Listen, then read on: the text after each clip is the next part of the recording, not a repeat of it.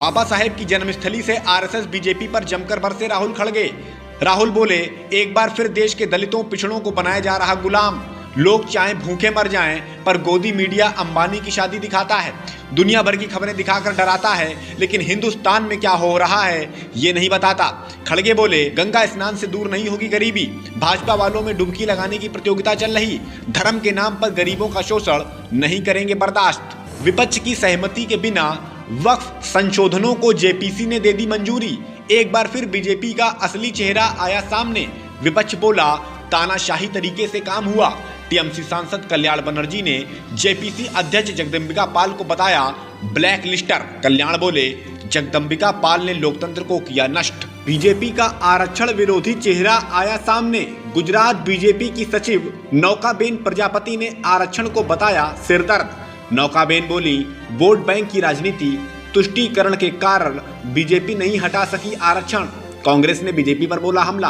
कांग्रेस बोली, आरक्षण को लेकर झलक रही बीजेपी की नफरत। अरविंद केजरीवाल ने बीजेपी पर लगाया गंभीर आरोप। केजरीवाल बोले, आम आदमी पार्टी को बदनाम करने के लिए हरियाणा की भाजपा सरकार ने यमुना नदी को किया जहरीला।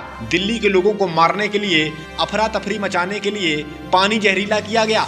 चुनाव आयोग ने भाजपा सरकार से मांगी रिपोर्ट। देश में आए दिन बाबा साहेब के अपमान के मामले आ रहे सामने। अब पंजाब में गणतंत्र दिवस के मौके पर एक युवक ने बाबा साहेब की प्रतिमा को तोड़ने की कोशिश की। मंत्री चीमा ने सख्त कार्रवाई का दिया भरोसा।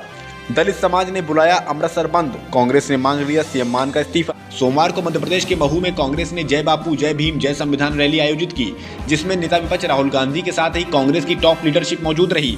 बताया जा रहा है कि इस रैली में लाखों की संख्या में लोग मौजूद थे। इस दौरान राहुल ने संविधान, जाति जनगणना समेत कई मुद्दों पर सरकार को जमकर घेरा।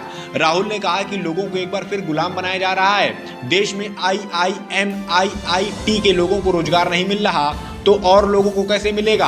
राहुल ने गोदी मीडिया पर भी तीखे प्रहार किए। वहीं रैली को संबोधित करते हुए कांग्रेस अध्यक्ष मल्लिकार्जुन खड़गे ने कहा कि गंगा स्नान करने से गरीबी दूर नहीं होगी। भाजपा नेता में डुबकी लगाने की होड़ मची है। ये लोग डुबकी की प्रतियोगिताएं कर रहे हैं। जब तक टीवी में डुबकी अच्छी नहीं आती तब तक डुबकी मारते रहते हैं। खड़गे ने यह भी कहा कि धर्म के नाम पर किसी समाज में गरीबों का शोषण होगा तो हम ये बर्दाश्त कभी नहीं करेंगे। वहीं रैली के बाद राहुल खड़गे महू स्थित डॉक्टर अंबेडकर स्मारक पहुंचे और अंबेडकर जी को श्रद्धांजलि दी, जिसके बाद वे दिल्ली रवाना हो गए।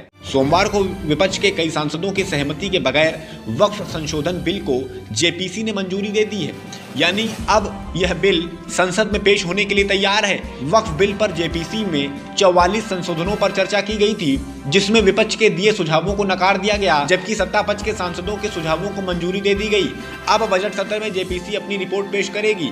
वहीं विपक्षी सांसदों ने बैठक की कार्यवाही की निंदा की और पाल पर लोकतांत्रिक प्रक्रिया को नष्ट करने का आरोप लगाया।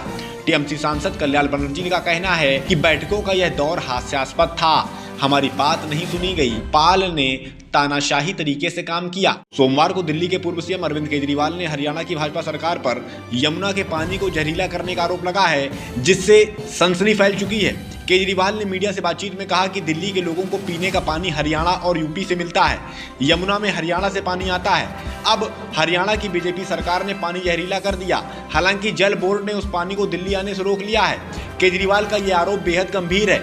उनका कहना है कि दिल्ली में अफरा तफरी मचाने के लिए ऐसा किया गया ताकि दिल्ली के लोग मरें और उसका दोष आम आदमी पार्टी पर आए। आपको बता दें कि इस मामले में दिल्ली सीएम और पंजाब सीएम ने चुनाव आयोग को एक पत्र भेजा था, जिसमें बताया गया कि यमुना में अमोनिया की मात्रा बढ़ गई। आयोग ने हरियाणा सरकार से 28 जनवरी तक रिपोर्ट मांगी है। जनता बीजेपी के नापाक मंसूबों को पूरा नहीं होने देगी। विपक्ष एक लंबे समय से बीजेपी पर आरक्षण हटाने का आरोप लगाता रहा है और अब वह आरोप सच साबित होता दिख रहा है। दरअसल गुजरात बीजेपी की सचिव नौकाबेन प्रजापति का एक बेहद विवादित बयान सामने आया है, जिसमें उन्होंने खुलकर आरक्षण की खिलाफत की और कहा कि हम राजनीति की वजह से आरक्षण नहीं हटा पाए, आरक्षण सिरदर्द बन गया है। नौकाबेन बनासकांठा जिले में एक कार्यक्रम में शिरकत कर रही थी। उसी दौरान उन्होंने ये विवादित बयान दे दिया। इस पर कांग्रेस बीजेपी पर हमलावर हो गई है। कांग्रेस ने सोशल मीडिया पर लिखा कि यह बीजेपी आरएसएस की मानसिकता है जो वक्त वक्त पर सामने आती है। कभी यह संविधान को खत्म करने की बात करते हैं तो कभी आरक्षण, लेकिन इस देश की जनता इनकी साजिश को समझ चुकी है और इनके मंसूबों को कभी पूरा नहीं होने देगी। पंजाब के अमृतसर में रविवार को गणतंत्र दिवस के मौके पर एक युवक बाबा साहेब की प्रतिमा को तोड़ने की कोशिश करने लगा।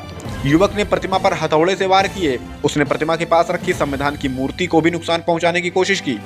मौके पर मौजूद लोगों ने युवक को पीटकर पुलिस के हवाले कर दिया। इस घटना के बाद पंजाब की आप सरकार विपक्ष के निशाने पर है। पंजाब में नेता विपक्ष और कांग्रेस विधायक प्रताप सिंह बाजवा ने कहा कि पंजाब में पहले ही कानून व्यवस्था बेहद खराब हो चुकी है, सीएम भगवत सिंह मान इस्तीफा दें। आपको बता दें कि पूरा मामला हेरिटेज स्ट्रीट पर थाने से महज 150 मीटर की दूरी पर हुआ। आरोपी दलित समाज से आता है। सोमवार को इस घटना के विरोध में दलित समाज ने अमृतसर बंद बुलाया। इस दौरान कई दुकानें बंद रखी गईं। उधर सीएम मान ने दोषी को सख्त से सख्त सजा देने का आश्वासन दिया।